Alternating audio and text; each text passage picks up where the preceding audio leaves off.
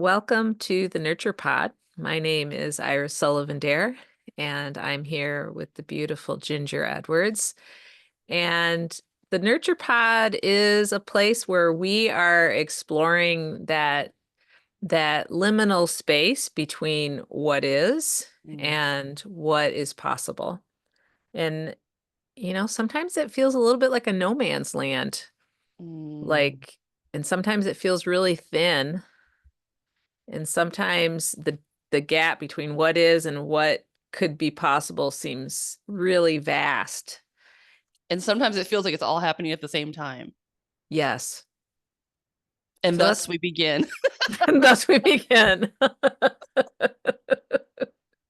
This is a little bit of gallows laughter because we Right. were just before we got on, we were just talking about, wow, these are intense times They on are. every level. Absolutely are. So, with that, what are you nurturing right now, Iris? Use our little nurture So, question. oh, there's my kitty cat. You know, what I am nurturing is negotiating this this life of mine right now, which has me spending time with a whole lot of 8 to 11-year-olds Mm, and and the teachers who take care of them and the school administrators and then there's like the after school stuff too. And really having some like, oh my gosh, sweet moments, like some really just just prime life experience kind of little interactions with.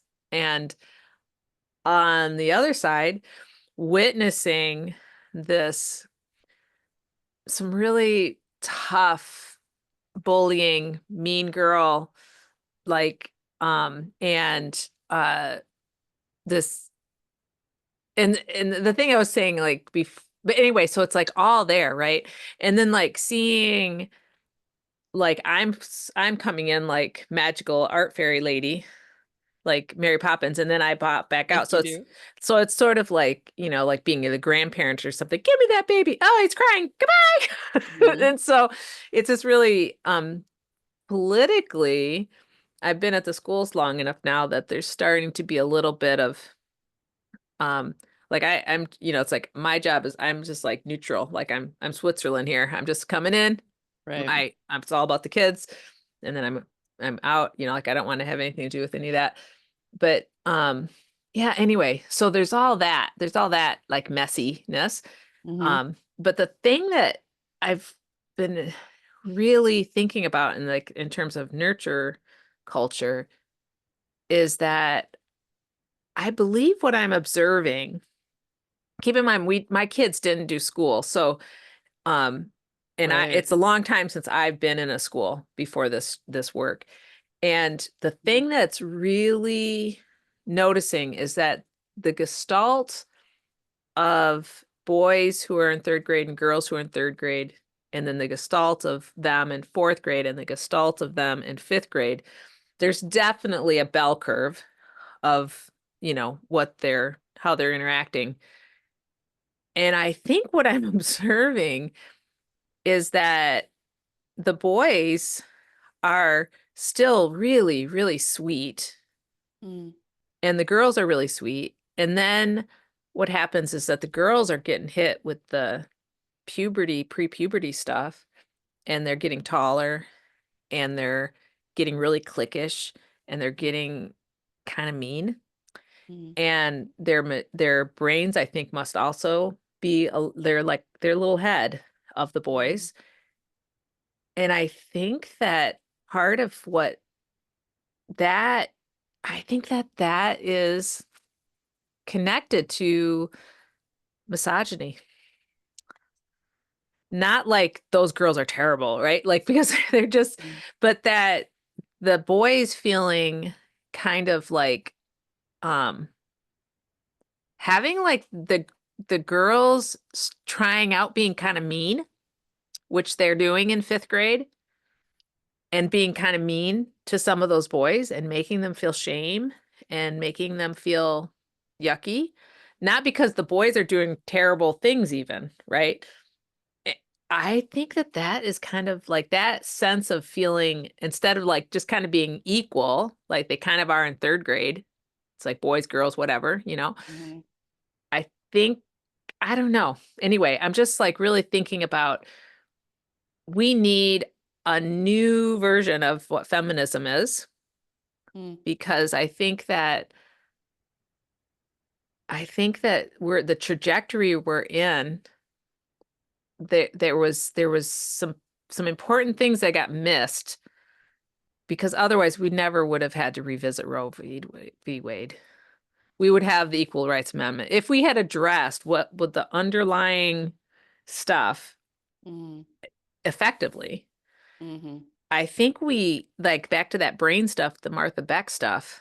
I think we just kind of created like a time release mocktail. What do you call those cocktail like the gasoline in a Molotov. bottle? Yes, Molotov yes, cocktail yes, doctrine. yes, yes. I think it was like a time release. Oh yeah, we're in the Molotov cocktail moment right now. I mean, Yes, yes, all of these yes. things that didn't get addressed, racism, underlying misogynies, patriarchy, colonialism. I mean, capitalism, name it. Like It's it's right now, right yeah, here. the Molotov cocktail is exploding right now. Like we are absolutely in that moment, and I think that I mean at all levels, right? It's just like it's happening. So yeah, I think that's I mean, and like a little third grade, fifth grade bell curve level, and then look at the bigger culture, which is just like literally going off the rails like in And every direction. I mean, it is you can't make this up. It just gets it's every day is unbelievable. So yeah, that's all there. I agree. Uh I mean, I think I'm gonna talk about I love how I respond to that. I guess with me, I can respond to that in that I think I'm going to go back to my little paradox versus polarity thing, which it kind of fits. It's like there, it's not an us versus that. Like it's always been this like the left brain, right, likes to do this like, oh, this or this. It's this or yes, this, right? It's right or wrong. It's male or female, blah, blah, blah. And instead of being like looking at the actual systems in place that are driving that polarity, like driving us to polarity, you know, yes. there has to be the hierarchy, for example, like we have to climb a ladder, a corporate ladder and a glass ceiling. And I mean, the whole thing with that, like we're at a moment now where I think we need to really just deconstruct the whole thing and be like, why are we doing that at all? Like, Yes. why is that the goal? You know, why? And so I think the transgender movement is actually really interesting and probably being attacked so viciously by the powers that be because it really is like it is the dismantling of that. Like what they're saying is, why does any of this matter? Yes. Why does gender matter? What if Yes. it's all a spectrum? What if we're all, you know, we're all on a spectrum of all these things, and there it's the paradox, right? We're all male and female. We're everything. There's no clear cut answer. You can't put me in a box over here or put me in a box over there. And you know the systems that are all based on polarity hate that. I mean, they just really can't stand it. They're like, no, you need to put yourself in a box, man. So we know what to do with you. Right. But you know So, that whew, I mean, that's when you get these, but you know, I think it's hopeful. Let's talk about your paradoxes that at the very same time, like all of this shit's coming down the pike, you do have this, you know, generation coming up that's like, so we don't believe in gender anymore. Like, I mean, that is such a massive belief system like shakeup that I didn't yes. think in my lifetime we'd ever see. I think it's extremely hopeful. I mean, it's really, I mean, it's really core challenging to like what we're doing here on the planet, who we are, and certainly to like systems, you know, of gender-based oppression. Like, it's like, what if we're all just, you know, We're a just little bit of humans. everything, a little bit of X, a little bit of Y, whatever. It doesn't really matter. Like, pick your mix, pick your cocktail mix, and go and be who you are. Like, who cares? Who really cares? Why does it matter? That's the question being, you know, instead of being like, oh, I need this, you know, I want equal, which is totally valid, by the way, in a system that's oppressive. Like, I want this equal thing. But the deeper question is, why does, okay, I'm going to talk about this one weird thing I encountered Have you heard this thing called the orphan grinder or the orphan crushing machine? No. It's as weird as it sounds, but it's like I keep coming. Once you hear it, you can't unhear it. So I'm going to share it with the Nurture Pod because I think it's really, Oh really no. useful. No, it's good because Okay. it's kind of like, so there's this orphan crushing machine and it needs to crush this many orphans a day, blah, blah, blah. And then you have, that's just like a given. And then you have all these people being like, well, maybe it can crush a few less orphans, or maybe it can be like orphans from this place or orphans from this place. And like, maybe we can raise a fund so we could pay for some of the orphans to not be crushed. And maybe, so there's all these like conversations around the orphan crushing machine.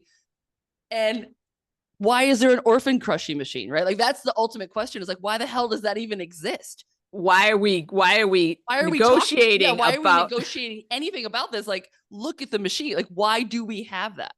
And I think if you like just keep that in your brain and then read the news these days, it comes up over and over again. Like people trying to negotiate all these weird like rules and laws around this or that. And you have to, for me, it's like, it's the orphan corruption machine. Why are we trying to negotiate around this? The whole thing is, it's a messed up premise, Yes, yes, yes, yes. It's like, Orphan crushing I machine. know. And like, It's got a little Calvin and Hobbes to it, which I like. I totally immediately I know you saw can see it, right? the refrigerator box Yeah. with the chute. But I'm telling you, it is such an appropriate thing to keep thinking about these days because you'll hear it, it'll just come up like, like how many neural chips are the right amount of chips to put in our brains? You're like, like, I don't even want to have this conversation. Like, we're talking about the orphan crusher machine at this point. Like, how about not? Like, why are we even talking about this? Like, who asked for that? Like, who invented that? Why? Like all of those questions, not yes. how many legally can we put in like so and so soldier's brain? Like, no. No. That's the orphan crushing machine. So I have this thing now where when you start talking about like feminism and all stuff, it's like, if we're negotiating like this right and this access and this pay point, and like I said, none of that is wrong, but you always, I think the nurture culture conversation that I always want to have is like, why is this so unequal in the first place? Like what happened? Like why are we in this? Like what is, and that's why I think the transgender movement is really powerful because they're pointing the finger right there. They're like, whoa, you guys are all hung up on this whole gender binary and it's making tons of problems across the globe. Why do we have it? And man, the culture doesn't like that question. It's like, oh, but you can't play sports and you have to use a different bathroom. So they're trying to do all the things and they keep being like, but what about the orphan crushing machine? Like, why is it there? It's causing so much pain. Why do we have it? And they keep wanting to put us into polarity because this is right and this is wrong and this is male and this is female. And yes, our left brain loves that, but the right brain is the one who's trying to make all the connections. Like, what? Why are we doing this? Like, what is going on? Yeah. So there's my answer. And I have no idea. That's an no, answer. I love actually continuing question. This is really great because this orphan crushing machine. I think I'm gonna do some drawing of that. Because I'm getting some good images. But the thing is that like often it is about like, and of course right now there's legitimately how can we maximize suffering is clearly the goal of certain parties. Yes. Right? Like overtly, like how can we cause as much chaos, suffering, harm, anger? How can we take as many people offline as possible, as quickly as possible? Yeah. Right. And fascism, I mean, what we're looking at is fascism, right? And so fascism is polarity to the extreme. Yes. It's extreme polarity with no room for paradox whatsoever. So anytime we get caught in that, it's this or that, they're good or bad. It's like, that black and white thinking, which is what it's so focused on, immigrants are bad. Like, not why do we have, like, again, the orphan crushing machine, like, why do we have all of these undocumented immigrants in the first place? May have something to do with our food system that can't pay farmers a living wage. So the entire thing is dependent on, illegal labor who gets paid less than, survival wage. I mean, Why are they here? What happened in their countries? Oh, did the CIA have a coup and overthrow their Democrat? I mean, like, look, Right. it's not about number. It's not about, oh, they shouldn't be here, or they're doing this or that, or they should have this document or that. I mean, look at the orphan crushing machine. Is like, why is this even happening? Why are people leaving Yeah, their why is this family so and friends and massively communities? unequal? Yeah, like, why is Yes. the economic system, why is the dollar, the currency of the global economy? That's not, why is it? Like, why isn't it the peso? Like, what's going on? Like, there's so many bigger things we could look at.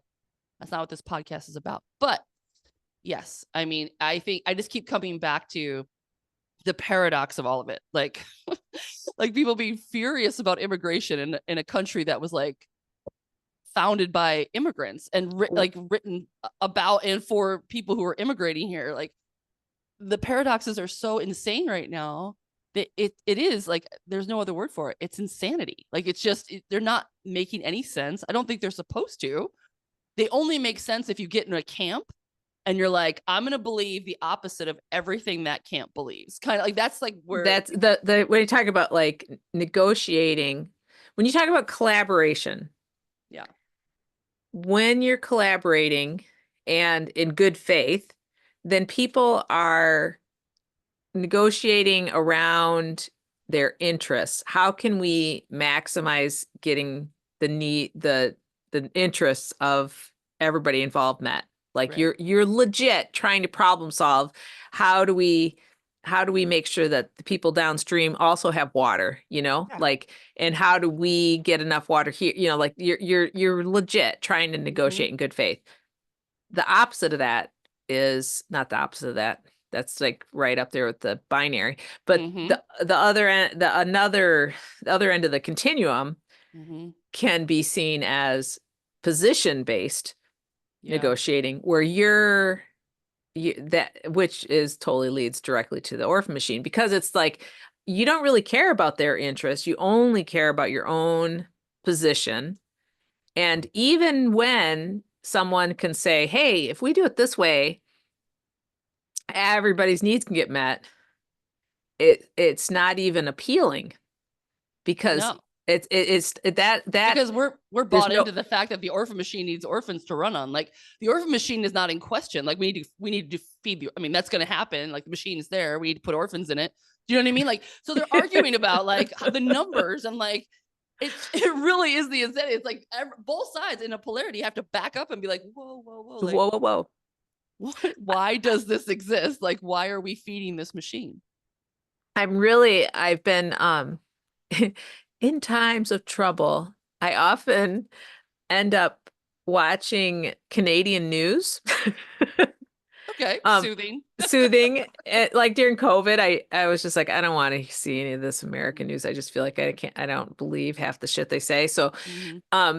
so I look at other countries and what are they saying about whatever it is.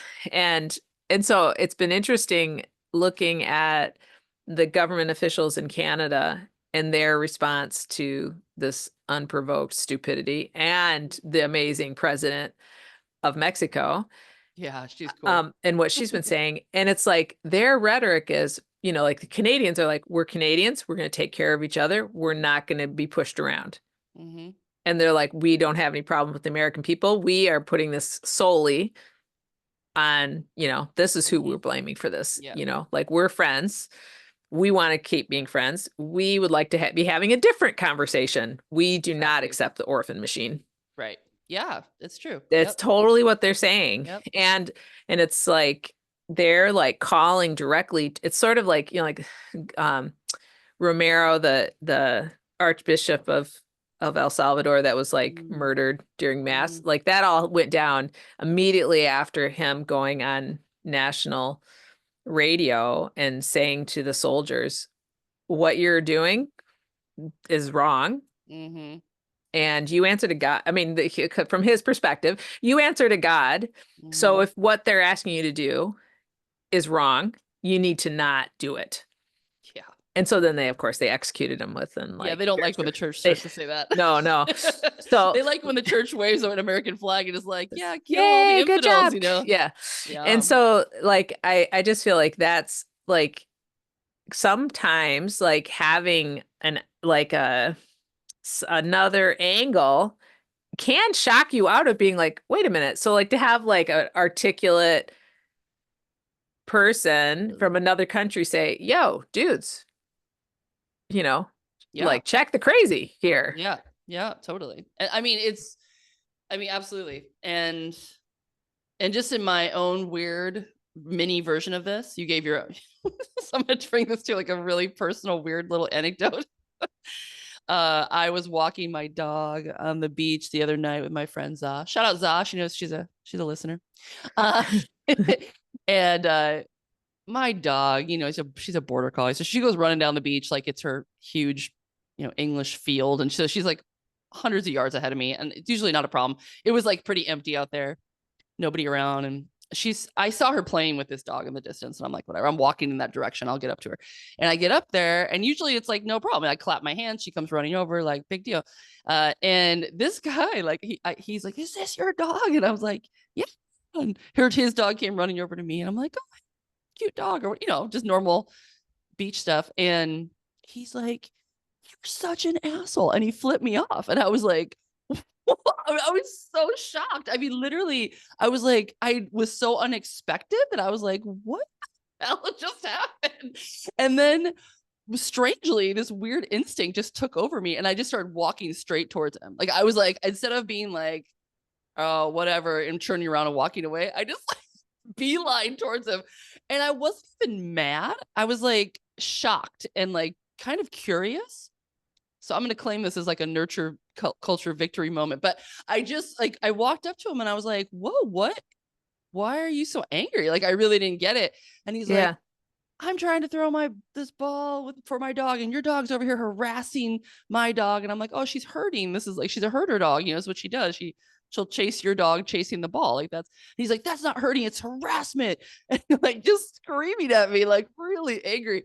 And it was just one of those moments where instead of like going into like, I guess like I said, it's a very micro version of what I'm talking about. But instead of going into arguing with him about like whose dog was right or I looked at him like, kind of like, are you okay? Like, I went to him. Yeah. I was like, man, I hear you that like this wasn't the moment you were hoping for with your dog, but I'm like, I'm human. Like, you're on a beach, like at sunset. Like, this is not, you're furious right now. I'm just kind of like, dude, what's your name? Like, and and he like calmed down enough to be like, my name's this and that. And I'm like, okay, I'm Ginger, this is Juju. What's your dog's name? And he was like, blah, blah. And I was like, hey man, like I get that you're angry right now, but I'm like, like, we're human beings. Like, we don't need to do this. Like, we don't need to interact this way over dogs on a beautiful beach at sunset. Like, this is can you see Oh that? my gosh. Yeah. Can you? And I was like, and he was like, no, well, I'm just like, didn't want your dog's harassing. Blah. And I'm like, I totally hear that. Yeah, that's your like idea of what's going on. I'm like, but what I'm saying is, and I said his name, like, we're two human beings on a beach at sunset. Like, and there's no need for you, like, for this much anger and like hostility to be happening. Like, we're humans. You have a heart. I have a heart. I don't want to be flipped off on the beach that I live on and walk on every evening. You know what I mean? And I'm like, Yeah. and he's like, I'm like, do you live here? And he's like, no, but I'm trying to move here. And I'm like, okay, dude, well, let me just give you a little bit of advice. Like, this is not how we do this. Like, this is not how dog owners operate on, like, we don't do this on this beach. Like, this beach is like for calming and like chilling out. And it's like, you could totally have asked me to like move my, I understand like my dog was doing something you didn't like, but flipping me off and calling me an asshole and like screaming at me is like, I'm like, do you understand like what's going on in the world right now with humanity? I'm like, we're in this moment right now as two people. Like, we can shift this like at this level. And I started getting all teared up because I started realizing like that is why I walked up to him. I'm like, I don't want to do this. Like, I don't want to watch this happen in the world. And I don't want to be Yes. a part of this on my own beach. Like, the fact that he could just like pull up as a tourist and like be furious that another dog approached his dog on a public beach with no leash laws. And, you know what I mean? Like, and he was so mad that he didn't have control of this moment. And what I was trying to get through to him was like, yeah, like, look at that. Like, you're furious about something that like you like this is not a controllable thing. Like, you know, and nothing's really wrong.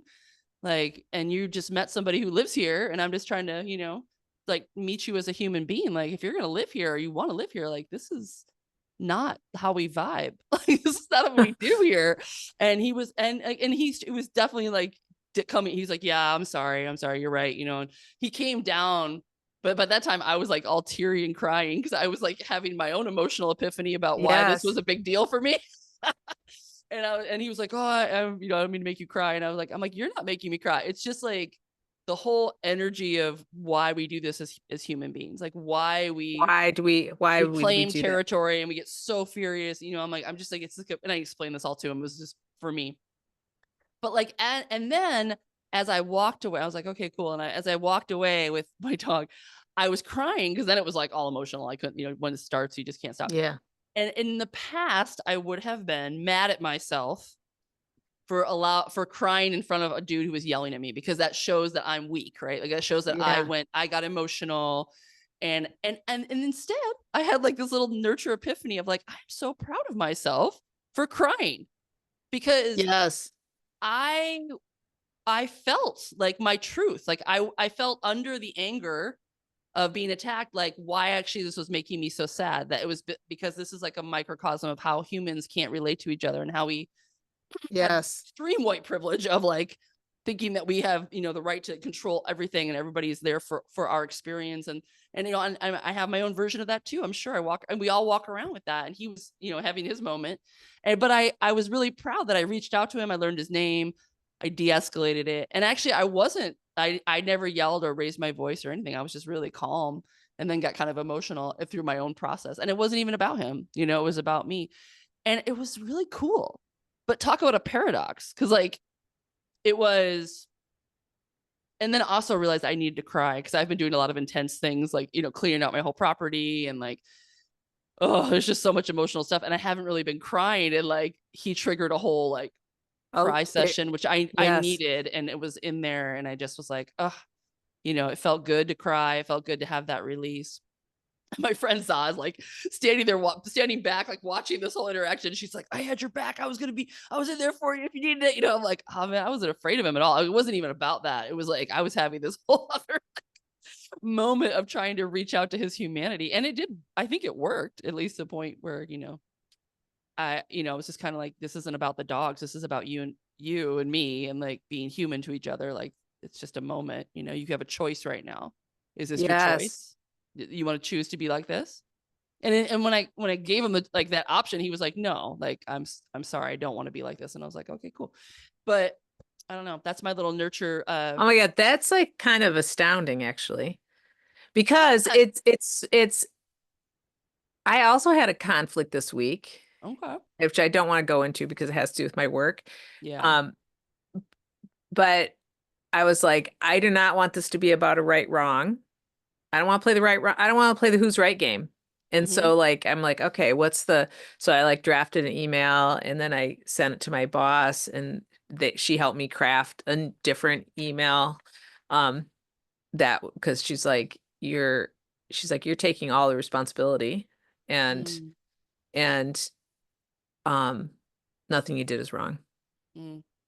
You know, like you Yeah. weren't, you know, and it was like, oh, okay. And but also I felt like it was I mean, she's good at this. So it was a pretty ninja, like not, but it was totally outside the realm of it was like what you were doing. You did not go up to him with the who's right game. He threw the who's right game at you and said, Right. So I'm right, you're yes, wrong. exactly. Like I could have argued with him about the semantics of like how dogs should, you know, how the rules of the Yeah. beach work. And instead I kind of went to the orphan crushing machine moment where I was like, why are we doing this as humans right now over this Yes. very, very minor issue? Like, this is not, we don't need to do this at Yes. all. And it totally it diffused him. He didn't expect that. And he like was like, oh, you know, like, and when I said the world is kind of crazy right now, we don't need to contribute to that, or wherever I said it, Yeah. he was like, yeah, you're right. Like he got that part, you know, he's like, and I could see him just being like, yeah, I don't want to be that guy, you know. So yeah, it was interesting. And then I even thought about like, yeah, this is, men get one emotion, right? In the patriarchy, it's anger. And Right. so that's their go-to. If he was like frustrated or grief stricken or whatever was going on with him, right? Anger was how that was going to come out. And you see that so often. And I try to remember that. Like, this is their go-to. So it's a real gift to cry because it actually allows grief to have a moment there. Like, it's not a weakness to go into Right. tears when someone's angry, because you're actually accessing the deeper emotion that's at play, which is, there was some grief there, for him. I don't know what it was about, but like, And it's like, is it like, I think that it does have, I mean, just think about clearly when that, it's like in our house, we were saying, like, it's not about the cookie, right? mm-hmm, He was having a freak out about the cookie, but the dog situation was not really what's going on. Clearly, when right, somebody's got that much right, emotion coming up, there's a whole bunch of other stuff just there, right? It's of just course. like tapping into a pressurized, I don't know, whipped cream can or something. Yeah, And so, for sure. like, yeah. So like in a way, like to be able to like step back and be like, oh, like, yeah, I want, yeah. Sorry. I'm like, yeah, oh, No, yeah, I mean, oh. like, it was like my nurture ninja move. I was like, because I was like compelled to walk towards him too. And I wasn't, and it was weird. It was like, there could have been other times in my life where I would have been like, whatever, dude, turn around and walked away. I don't like Yes, walking towards angry men, screaming at right. me. But man, I just like, just like right up to him. And I was like, and it wasn't with anger really. It was more just like shock. Like, whoa, dude, like what is going on? Kind of like we had been friends and all of a sudden he was really mad at me for no reason. Like, that's how I was. I'm like, what? Like, how, dude, like, we're humans. Like, how can you treat me like this? Was over like, there's nothing really going on. The dogs were fine. They're playing away, They like, weren't fighting. they were fighting. There was no biting. Like, it was, they're being dogs. And anyway, I'll let it go. It was just kind of an interesting moment that happened this week that I was like, I've been kind of thinking about it, all the ways that, like, and so he's also my teacher, right? Because I have been reflecting on it and like what that Yes, moment taught yes. me.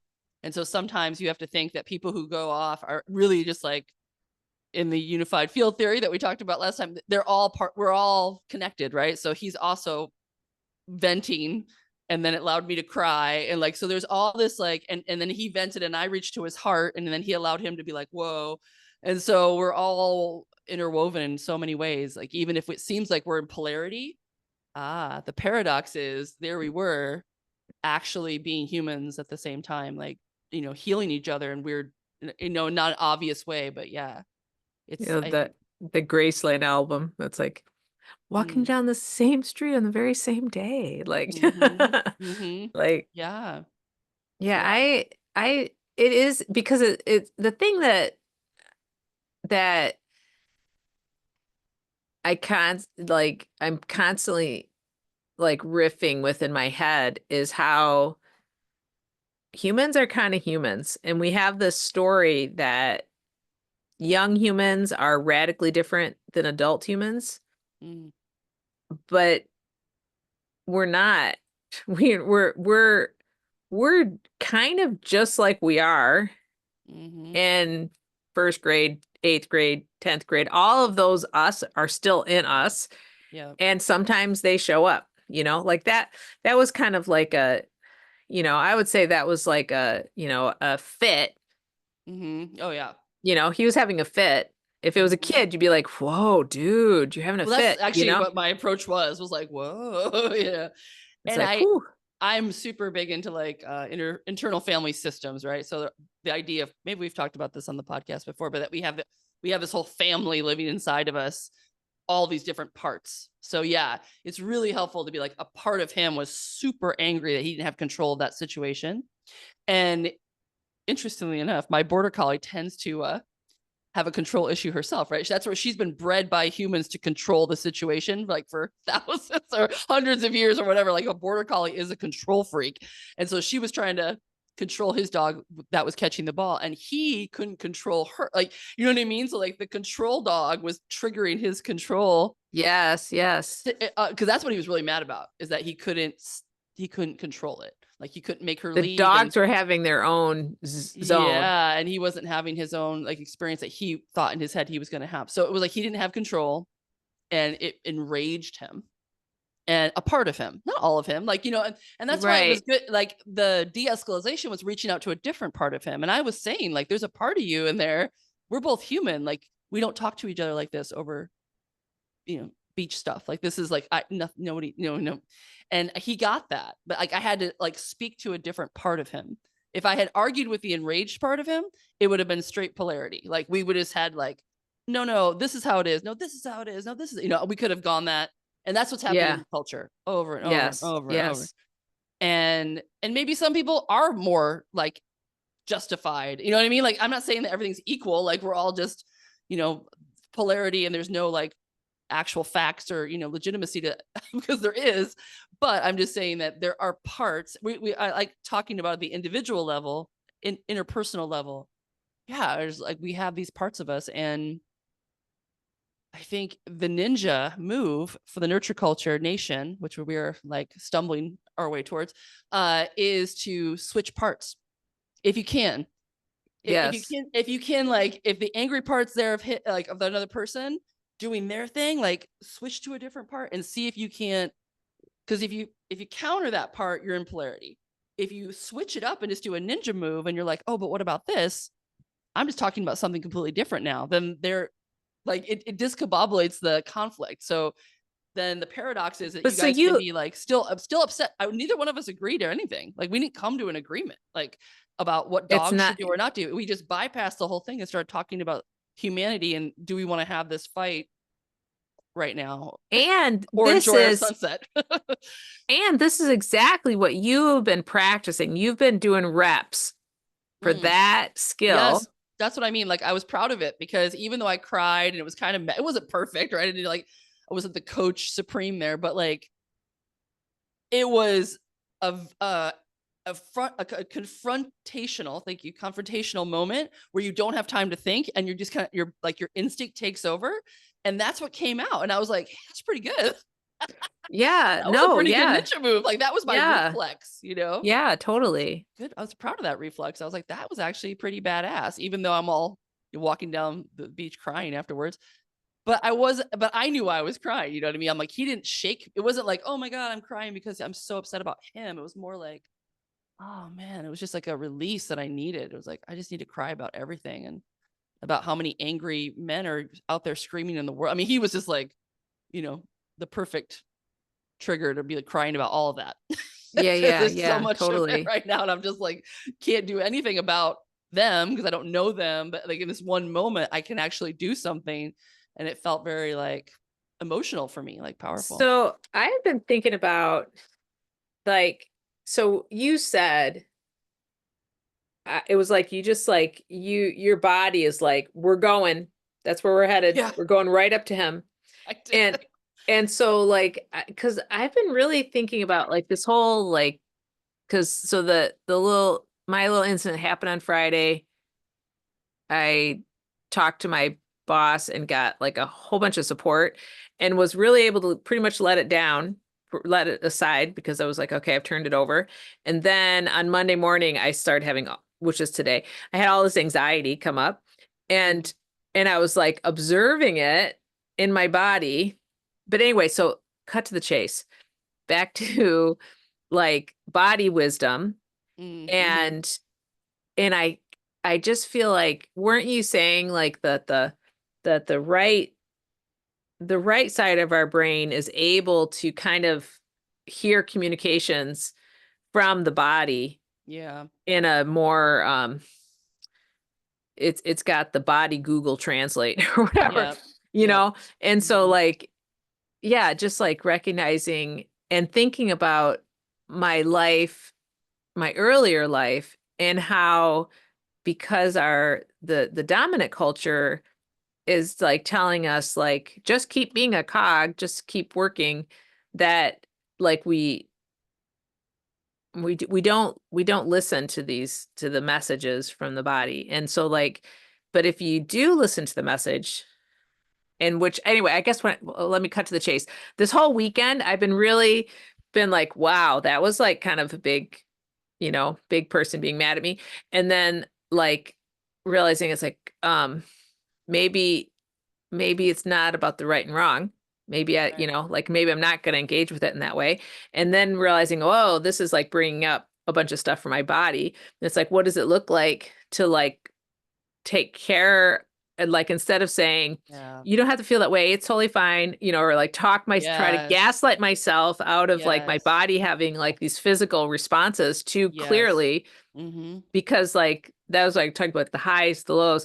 Like prior to that moment, my day had been like just filled with like some really gorgeous moments, Mm-hmm. and I like ended the day being like, wow, right? Mm. And it was sunny. It was just like, wow, you know Yeah. I was totally having like a peak kind of like, wow, like what a privilege to get to witness these humans, right? Mm. And so I find it really interesting that you are like, I feel like you walking up to him represents an enormous amount of practice and discipline. I guess. No, seriously, Mm. that you had a new response, that it was led Interesting. by your body. Yeah. Like that's like your body being like, all right, we got this. Let's do this. Yeah, it was definitely it was in the control. It wasn't, it wasn't fight or flight. I wasn't running. I like was like, let's walk right up to this and investigate.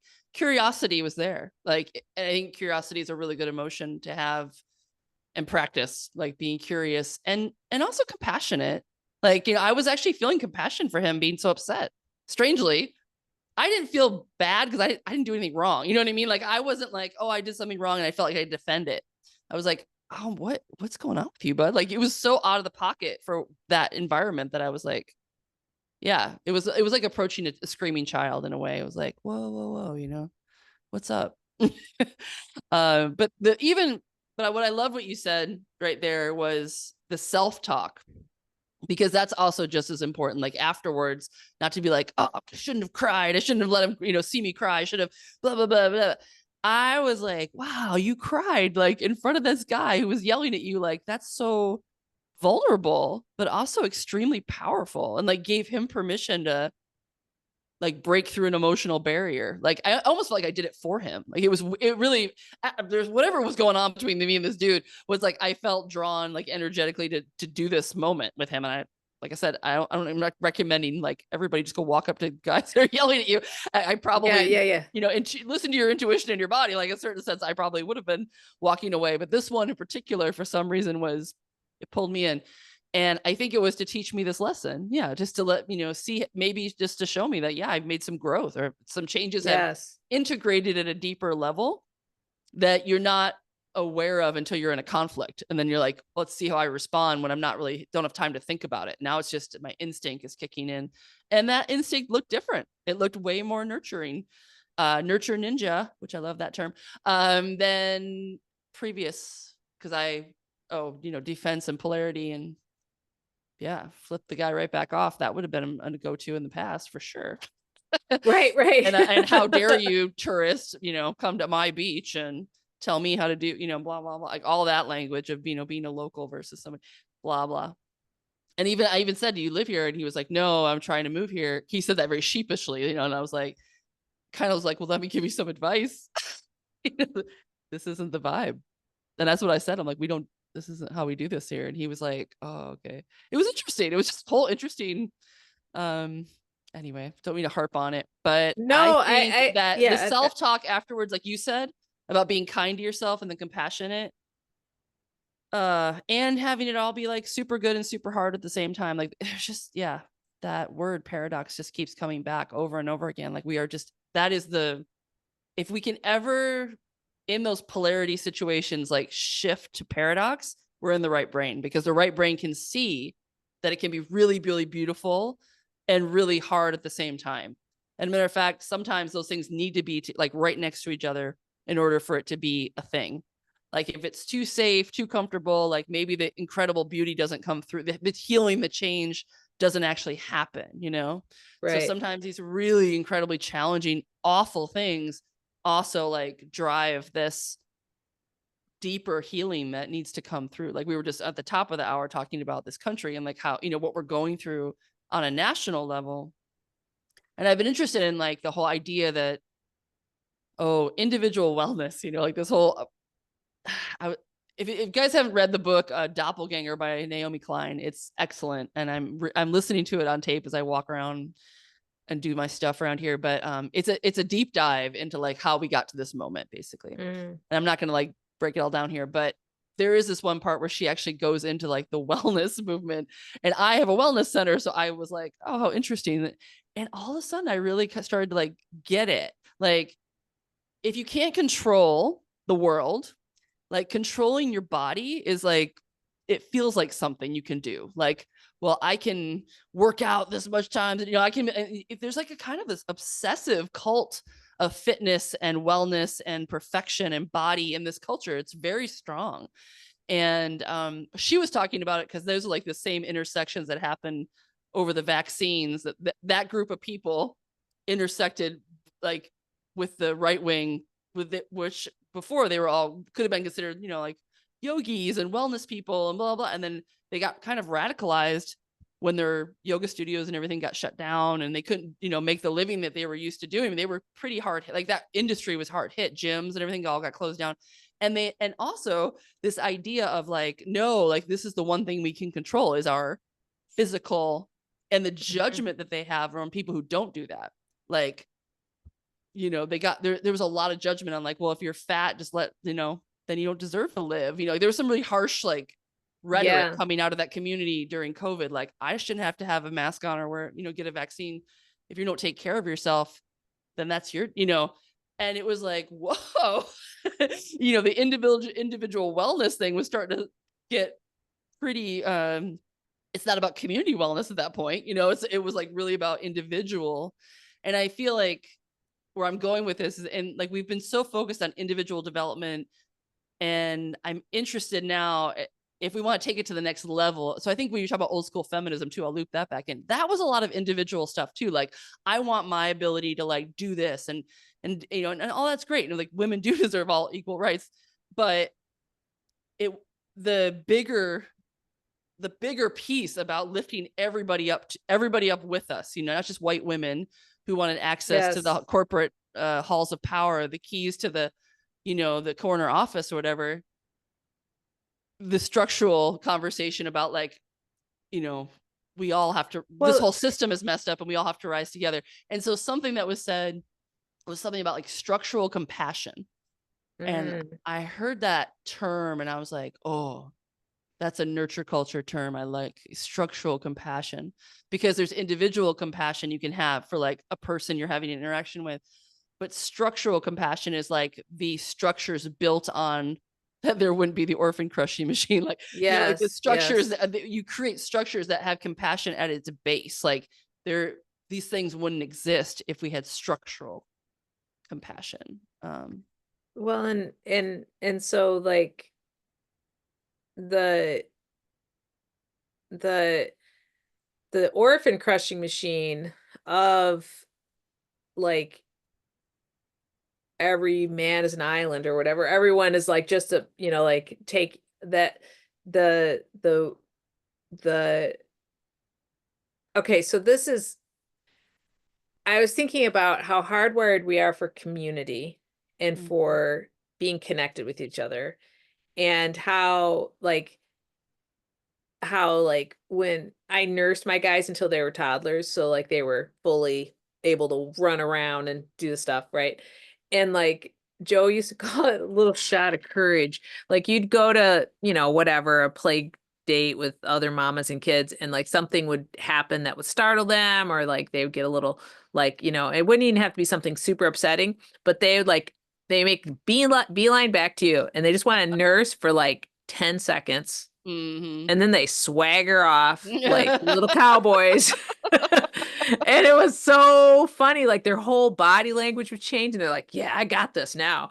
It's like, Yeah, like and talk I about was like regulating your nervous system is like, totally yeah, regulating your nervous system, which mhm, we're co-regulating, right? I mean, that's yeah, the role of an adult when you're hanging out with tiny people. They need yeah, that energetic connection.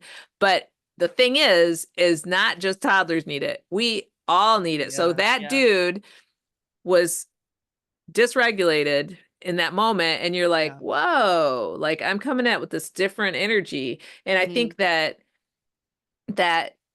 when we think that it's our job to regulate ourselves instead of realizing we regulate each other, yeah, like that whole thing. We talked about this several podcasts back, and I don't even remember where I was listening to it, but this person talked about the studies of how people reacted, the sociological study of of big huge events mm, like when 9/11 happened and like right, people took the time to turn off their computer yep, and grab files and shit before they started going down the mhm, stairs and they had but the first thing that people did was stop and look at each other and then try to like figure it out together. And it's mhm, like when we get past all this like me culture and personal wellness and personal, you know, mhm, control, when something really shocks us, what do? mhm, We go in, we seek each other for that shot of courage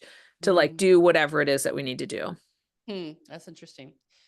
Yeah, I think that's interesting. I'm wondering about that because it also feels like the more the culture's kind of spinning, getting like more dysregulated as a actual system, like it's breaking down, like things are not like what we would normally be like, oh, this is all, normal federal government type stuff. It's like spiraling in a totally different direction. Um, I I think that people tend to, especially in America, pull rank. Like they start to like to the point where at COVID, when things were, her premise was when things were so out of control and things were so not normal and everything was like, you know, topsy turvy from what we were used to doing with our lives. That's like when people really got into fitness in a way because they were like, I can control this thing, this part of my life. I can do, and so there is this kind of, yeah, maybe both are true. Paradox, right? That we do need each other, but also there is like a, I And that feel was like like right now, that was right like now, I feel like I see a lot of prepping and that's cool. Like, definitely, take care of yourself and, have the things you need, but also, ultimately we're going to have to do the kind of structural compassion. Like we're going to have to build systems of structural compassion yes, this time. Like yes. this isn't going to be just a pushback on like, well, we want less people in the crushing machine. We don't, yeah, yeah, yeah, yeah. Like we really like that. The machine wouldn't even be a thought if we got to a system where like we understood that, nobody should be crushed for any reason, right? Like there's no justification that makes that okay. And these are, I mean, obviously And crushing people is easier than having a big conversation about paradoxes and like values and ethics. You know what I mean? People, it's easier to control people into polarity. Absolutely. Like it yes, is a yes. playbook that's been used over and over very successfully by people in power, push people into polarity, judge one group, play all the blame on them while we steal, Yes. the money and the power, and you guys can And fight amongst yourselves. Like that's an old thing that's been happening over and over. But truly, like the systems that have been wounding us and like you said are not being addressed are still present and have been. And we can go all the way back to like the witch burnings in Europe. I mean, we're going back a long time where this stuff has been spun out of, um it's like as long as you're focused on the as long as you're focused on the orphan machine, I love this analogy, but as long as you're focused on that, then you can't see your way out of it. yeah, And that's the point. yeah, And so like it's not that if you're stuck in polarity, then if I look back and I can judge those baby boomer feminists, they weren't the first feminists, right? Like I can shake my fist at them and say, you didn't uplift mothering, you bitch, like, like you missed the point, or Mm, I can say, wow, like that was a great try and you accomplished some things. It just didn't stick around mhm, because you couldn't see everything because we can never see everything. So there was this whole world that was in the blind spot that went unaddressed. And then that just kept, it was like, that song by Jeffrey Martin, Coal Fire. If you listen to that mm, song, mm, oh, it's a mm. beautiful song. But just talking about a coal fire underground, Oh yeah. and it's like, I think that there's like all this emotion and it didn't get diffused. It got like it was like a coal fire burning. And then it comes up, right? And so like right now, back to the Mhm, Mokta, how do you say that? Molotov Yes, thank cocktail. you. I'd be a terrible bomber because I can't Yeah. say anything. Horrible anarchist. I'd be a terrible. I'm a terrible anarchist, even though I'm wearing a black hoodie right now. But like, and I mostly am. But yeah, yeah. Like I think that Well, I mean, that's the whole 60s. I mean, we're in an interesting moment because like the 60s were so big, so revolutionary, so many things changed, so many huge shifts were under. I mean, that we're totally still benefit. We're talking about yoga. I mean, that all was coming yes, from like yes, all the yes, alternative health, all the midwifery, all that was coming out of that movement. I mean, like that yes. wasn't there, you know. I mean, feminists did so much work. We got to have credit cards and own proper, like we can, buy houses and get business loans. I mean, shit that we can't even really understand, like What they were up against. what we Yes, couldn't do, okay, before that wave they of did what feminism they came did. through. Like what they did was big, and it set us up for the next. They come in waves, like you just said. Like there's there's layers to this. Like you can only see so far, and So then the what next can we see? generation, yeah, the next generation picks it up and goes a little further, and then they have a backlash, and we're in that right now. We're in like there was a movement forward, I think, after COVID happened, where you had Black Lives Matter, and there was this moment where all of a sudden people were like, "Yeah, maybe this whole thing is really messed up. Like we've had time to like sit back and look at how broken the system is. Our healthcare system doesn't We work, and could like be taking care of each other so we much could better. be Let's do doing this it. so much better. Yeah, like we could be such a better culture when these shocks hit us, right? Like we could have." And there was a real moment there, and then you had like, yeah, this whole backlash of like, well, So let's just blame it on X, Y, Z, polarity, and so diffuse that energy. if if the answer, if the like addressing and dismantling the orphan machine relies on us expanding our sample space, Mm, then it to have the discipline to calm yourself, to center yourself, yeah, and to do something creative and to step out of yeah, the the like conversation. Yeah. utter crazy conversation. Mm-hmm. Not that it means that's which is it's totally opposite of head in the sand. I'm not, you know, it's Yeah. I mean, it's good that you bring that up because there's like this whole bypassing thing where people are like, yeah, I'm just gonna, do yoga, I'm gonna do meditation, I'm gonna get onto me, and this is just gonna play out the way it plays out. And that I feel like that's not what we're saying at all, because it's really, like you said, it's the opposite of that, or it's the paradox of that, is like you have to go within to do the bigger work that needs to change so that you can outside. It's both. respond instead of Yeah. only react to like Yeah. it's like like I sometimes I used to ride my bike home and there's the place where the baseball team would be practicing and they had one of those like machines that like spits out balls Oh for yeah, them to yeah. like practice Yep. batting or something. And like and I just feel like it's like Lucy in It the is. chocolate factory Yep. throwing shit balls at us as Mhm. faster than we can beyond human speed, Yeah, very like intentionally. Yep. very intentionally. And so it's kind of like, oh, yeah, I'm gonna do something else for a little while, and so that you can, yeah, like it's like, It has to be both. I mean, that's the nurture culture way. Like you have to be the ninja. You have to train the body. You have to train the mind so that when you're in it, you can respond differently. You can shift the conversation like at its base. Like you could really like shift the paradigm from the back and forth to like, what about this? What about that? And that's not easy. Let's just say it. I mean, most people aren't going to do that. That's advanced work. So that's what I'm interested in. And it's also like not going to be perfect. I mean, God, Oh yeah, no, yeah. there, And I think the paradox again is that we'll be total messes while we do this. Like, it won't be, I want to be a Jedi. That's my goal, right? I want to be, I want to be the, yeah. like the nurtured Jedi, the nurtured ninja, or whatever. But like, the truth is I was a crying mess, with snot running down my face, probably not as coherent as I'm making myself sound on this podcast in that moment. But like, I was proud of myself because it doesn't matter that it's perfect. It just matters that you felt you escaped the trap. Like you took one step sideways and we're like, oh, I'm not going to respond like that. I'm still going to respond. Like I walked right up to that. Like I didn't just walk away. Right.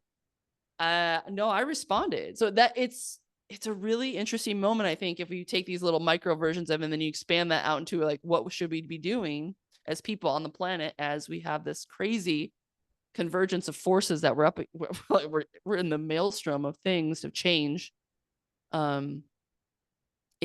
It really is. So yeah, like do the meditation, but don't make it about, oh, this is my little one thing I can control. And if there's another person who's not doing that work, then fuck them. Like we can't turn it into this hierarchy of spirituality or like wellness, or we're more nurturing than you are. Like, it's so easy that to happen in this culture, because it's just like where our left brain wants to go. We are such a left brain dominant culture. You have to like really be conscious of like being honest with yourself about being a mess, and yet gonna keep trying. Like the it's hot mess is where we're in. So like if yeah. you're a mess, like you're right where you're right on board. Like this is what's happening. Well, and that it's worth doing even if it's not perfect. So like I just have like full disclosure. I have been meditating every day. My current spree is like I'm on day 68 or something. And and my brain is still such a monkey brain, Mm-hmm. and it still absolutely feels worth doing. So like, Yeah. and it's, honestly, yeah, like I'm using an app because I get the dopamine from like another day, like, Mm-hmm. so like Mm-hmm. it helps me stick to it, Yeah. not because like it's making, whatever, but that I absolutely think that I had a friend, he might be 80 now, but his mother I've known him for a long time. And so his mother was like in her 90s. And she would say, if it's worth doing, it's worth doing badly. And the Mm-hmm. first time I You heard have him to. say that, I was like, I don't understand. And then like I was like, oh, like the longer I was like, oh, that is a great thing to Yeah. say. Yeah. Like if it's worth Mm-hmm. doing, you just got to do it, because I think that a lot of times we don't know what to do. We don't know what to do. Nobody We knows what don't to know. do. Nobody knows what to do. Nobody knows what to do. This is unprecedented. Like, so don't worry that you don't know what to do. like, Right. nobody knows what to do. If there was somebody out there being like, we have to do this and this, like that would be great. But there isn't. I mean, there's very smart people all over the planet, and they're all just like, oh, like this is crazy. Like anything could happen. This is just wild.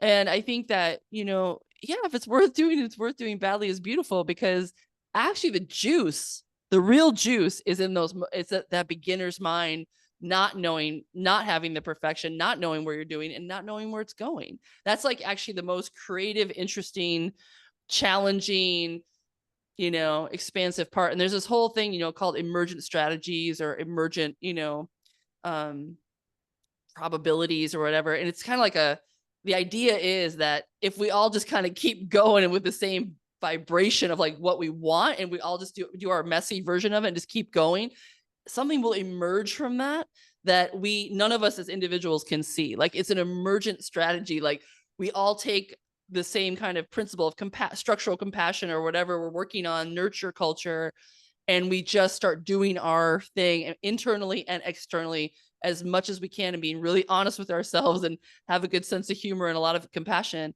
And emergent, what emerges from that is something we can't control. It's like it's a group dynamic, it's a overarching thing that emerges, and that's the piece that nobody can predict. but and it does show and up. it, yeah, and then when it does, like it's like dominoes. Yes. Yeah. And When the emergent piece comes, it's like everyone's like, whoa, oh, there it is. And then it's there, you know, and then people can understand, talk about it. Then the left brain can go to town on it. But when it's emerging, when you're just at the beginning of an art project, you don't really, you're just gathering materials, you're just hacking away at something, you're trying to write some book, or you know what I mean? Like it's going to be a mess at first. We just have to kind of dive in and just get it all, try it, like, you know, have weird conversations, like try oh my God. conflict resolution, do So whatever you gotta do, you so know? I have a real world example of that. All right. So when Scorcher was getting started, we, you know, like we had all the equipment, blah, blah, we had all these shelves. And like when you did dishes, you didn't know where anything went because nothing had like a really clear home. And like pastry particular has so many fiddly ass like tart tins, and then like the tart things are two pieces, and then there's just like a freaking million tools for pastry. Mm. Like cooks think they, you know, it's like, yeah, you can get away with one good knife and you can do anything. Like pastry, it's like, oh, you have to have this special rolling pin for this job, and you have to have this Yeah. other rolling pin for this job, and you have to have like, I mean, crazy amount of moving parts. And none of them had homes. So then somebody do dishes, that was great, but they would put things away and you could never find anything. So like every Mm. day was like this like grand, you know, Indiana Jones level search for the, you know, the dough hook or Right. whatever it was. And so anyway, so this went on. Like this was just like a frustration. Everyone was frustrated. People trying to put dishes away, didn't know where anything went. And so people kept like, oh, I'll organize things and then it'll work. And it was just like, yeah, that was not intuitive enough and it didn't work. And so then there'd be Mm. another iteration, and like somebody else would come in, and like then there was like the, you know, the young 18-year-old closers are like, I'll just reorganize it all and put everything away and it'll be great. And like, Mm. but slowly it kind of like chink, chink, chink, chink, chink, chink, chink. And then Mm. suddenly we had like we closed for a day and did this huge clean, and somebody had this idea for the pastry area that involved these little basket tray things. And suddenly all those moving parts had a home, Mm-hmm. and it persisted. I think it's still largely that when they rearranged their production area, and that the pastry bench moved over to a totally new area. And they're still literally using those same baskets because it was like Mm. people kept trying this, that didn't work. They tried this. And it wasn't just pastry, but like that was my department. So like, Yeah.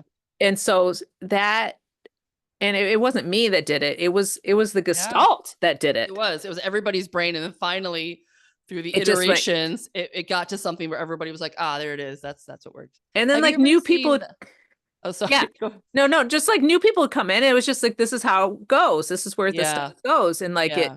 and I feel like it's exactly what you're saying of like, Yes. I always have to be so long-winded, but No, that's perfect. Did you have you ever seen like in Japan, they did one of the underground train systems with slime mold? Have you ever heard about that? You know what I'm no. talking about? They tried to, like, they were trying to design this, like, what are the fastest routes to get from like point A to point B. And I forget how I think they put like some substratum down, and there was different points, and they let this slime mold like grow on it. And the mold is like evolutionary design to find the small, like the easiest way to move between these points of food. And it created a map like of the way it was moving between these main points. And that was like, they looked at it and they're like, oh my God, like that is the most perfect, efficient subway train map. And they built it, and it's like beautiful, like it's flawless. And it was one of those examples where they use nature, which has evolved for millions of years, Yeah, talk like about like figuring your out where pastry shit goes. shelf. I mean, like, talk about iterations, right? Like this mold has had a lot of time, like a lot of it growing over and over and over to get this down. And so I'm just gonna like wrap this up with like, yeah, nature is a great teacher because we are young on this planet. Like one of the things we have to remember is that humans are really, really new. We have not been here that long. So we're making a goddamn mess of the pastry shelf. Uh, there are other there are other entities that live here that are know this, like they've done it, they've worked this energetic map of how to be on planet Earth many more millennia than we have, and they have wisdom. And I think that that is, you know, for nurture culture always to be like, get away from the human ego and be like, what else, you know, what can we learn? The other thing they could do in like a permaculture design is where they're often like, they'll create a like a system, and then they'll just let people like start working on it without putting like any paths in. And we'll just see like people will just make shortcuts and walk this way and walk that way. And they will create, right, the path. Like people will figure out just naturally like what the easiest way to get from point A to point B. So they don't create like roads or paths. They let people walk it for a long, like back and forth. And then that is the most efficient path. It's like the we empty have it in lot us. with the path across it. Yeah, like it's like in our like we know how to do it if our heads get out of the way. So there is kind of a be more slime mold, and Nice. That is a perfect way to we'll just end let's there. end there. That's Less perfect. orphan crushing, more slime mold. I will As a make you a bumper shirt. sticker. Do you want a shirt? Or maybe a patch? I can That's make you a gotta be, patch. if we're gonna do merch, I think that really has to be some merch that we produce for the Nurture Pod, because you have to really listen to this episode to ever understand. Less orphan crushing, more slime mold. I'm making you a patch. Please do. I want that so. I want someone to ask me about it so I can explain, take an hour of their time to explain I why used to, I think that's my I I I uh, bow to you, my dear. yeah, we can't top that. We're just gonna leave it right there. We love you all. Love, love, love.